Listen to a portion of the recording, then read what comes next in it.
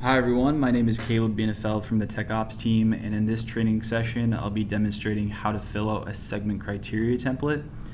This template will need to be completed and attached to the campaign request form whenever requesting a campaign through the DxO Hub.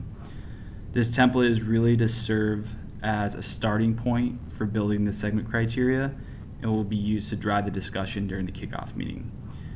We have removed a few sections such as exclusions and segment types to mitigate any complexity, so this will all be discussed during the kickoff meeting. We've tried to simplify this as best as possible and standardize it with drop downs and checkboxes, so hopefully this should be more efficient and it should take less time to fill it out. So the first step is to select your segment. So this can be done through the drop down here. And then you'll need to choose whether or not your messaging is going to be localized by region. So just click yes or no here. And then you'll be selecting your marketing region. So this is all done through checkboxes, so you can just select all that apply.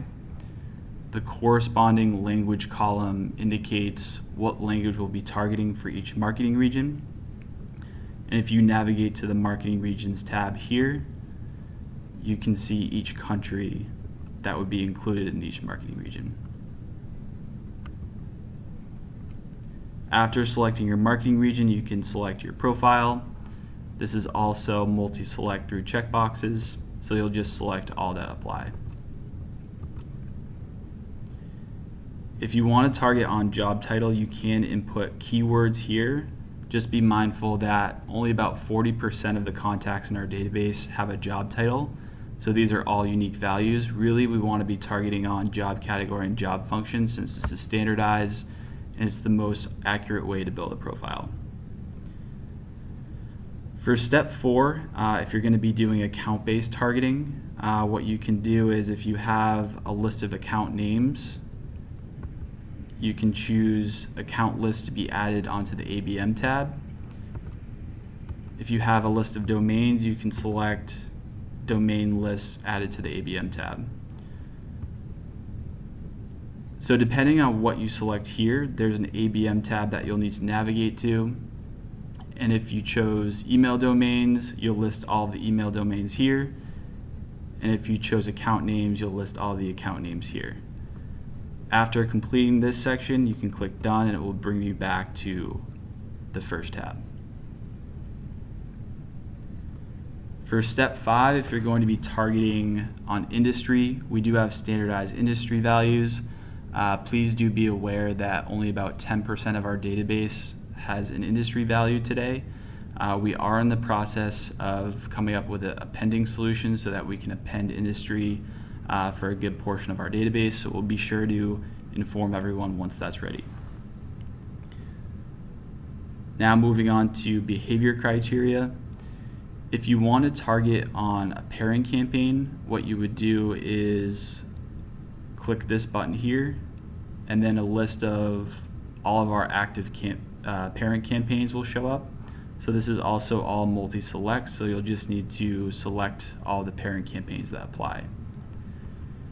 If you're selecting a parent campaign, please be aware that what this does is it pulls in all contacts that have responses to any child campaigns that roll up under those selected parent campaigns. When selecting the parent campaigns, they'll all show up under this section here.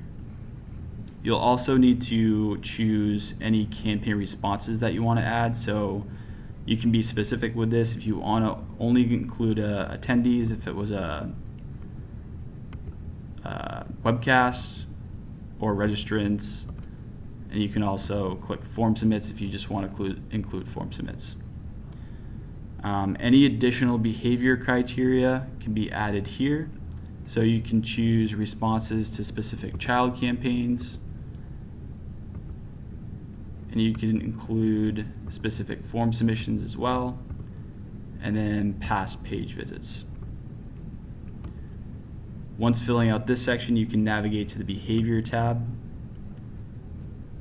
and then this is where you'll add all of the form submissions, page visits, and then child campaigns. For a reference of all the list of active child campaigns, you can click on this link here and it will bring you to a child campaign report in Salesforce. And then for each campaign that you select, you can also indicate the response that you want. We have removed all of the time of engagement specifications from this document. We felt that this was better discussed during the kickoff meeting. So for example, if you want to include a campaign with responses in the last 6 months, that's something that we will be discussing in the kickoff meeting, so you don't have to worry about filling it out here. After clicking done, it will take you back to the first tab. And then there are 2 additional sections on here. There's one for selecting lead status values. So these are for re-engagement campaigns.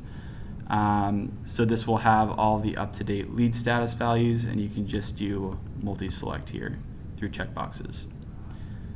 If there are any special requirements that aren't listed here, feel free to enter them in this section, and we'll make sure to review this in the kickoff meeting. The only other section that I wanted to go through was the database snapshot. So what this is it's a snapshot of all of the marketable contacts in Eloqua, and this will be updated on a quarterly basis. We're doing this by percentages because this should really serve as directional guidance for a contact count, and it's not going to directly reflect what the contact count in your segment is going to look like. But this is a new added feature, so it should give you some sense of what's in the database today. So those are really the step-by-step instructions for filling out the document. Please don't hesitate to reach out to me if you have any questions.